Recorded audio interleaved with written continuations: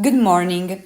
In my thesis work that I'm about to present you, I have decided to take an in-depth look at European language policies, setting out to expose and analyze them in different contexts, providing an overview of the main language policies in place in the context of reference, seeing how they came into being and how they have developed over the years, without neglecting the analysis conducted on the implication of these within the European Union and in the community institutions.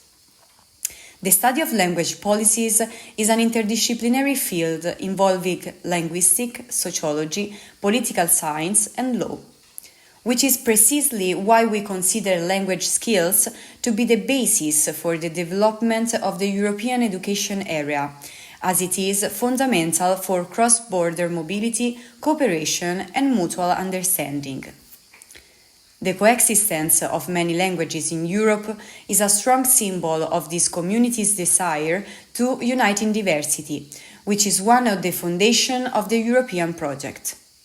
Indeed, language defines an individual's identity, but is also part of a common will.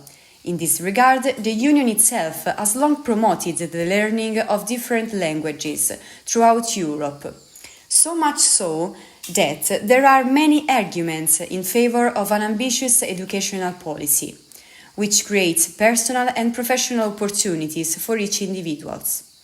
For society, on the other hand, it promotes cultural awareness, mutual understanding, and social cohesion.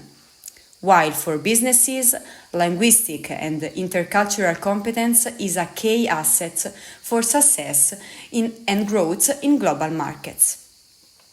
Let's take a look together at some of the promotion through which Europe is getting involved. Erasmus, conceived by two Italians, Domenico Lenarduzzi and Sofia Corradi, and approved in 1987. Is presented as an autonomous program for European mobility, undergoing major changes over the year that will expand its functionality, making it one of the most important projects of the European community. The Creative Europe program, which came into force in 2021, is the European Community's program aimed at supporting the cultural and audiovisual sectors.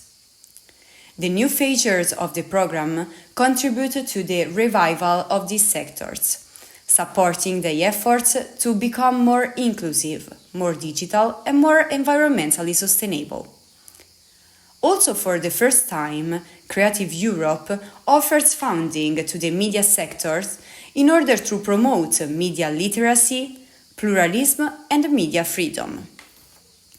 Last but not least, we find the European Language Label, which is a European Quality Award given to the most innovative projects from each participating country, capable of moving language, teaching through new and effective teaching practices.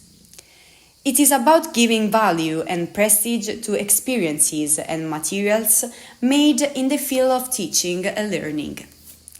The initiative in Italy is supported by the Ministry of University, the Ministry of Education, and the Ministry of Labour and Social Policies. Delving deeper into the research, I went on to examine the principles underpinning democratic language policies, emphasizing the value of the plurilingualism and multilingualism as valuable resources for individual and social growth. Therefore, for importance, let us go on to define these two major words.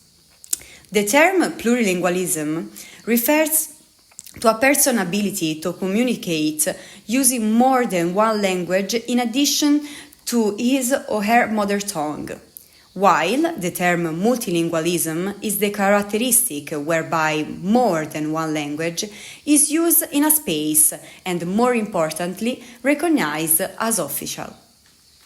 This analysis does show how the protection and promotion of all languages play a more than relevant role in building a more just and inclusive society.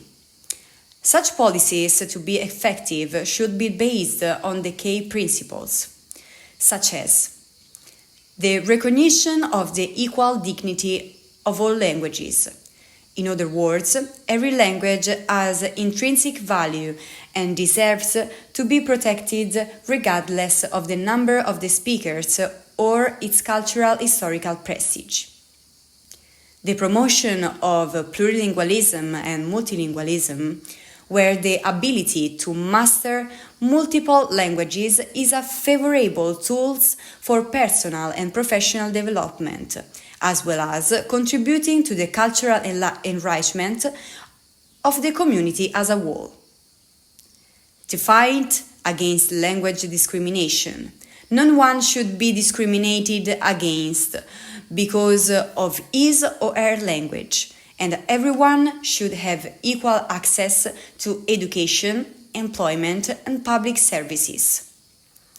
Greater support for minority language and dialects, which represent a valuable cultural heritage that should be preserved and passed on the future generations. In conclusion, through the right consideration of languages, we can create a world in which everyone can feel valued and in which language differences is seen as an asset rather than an obstacle.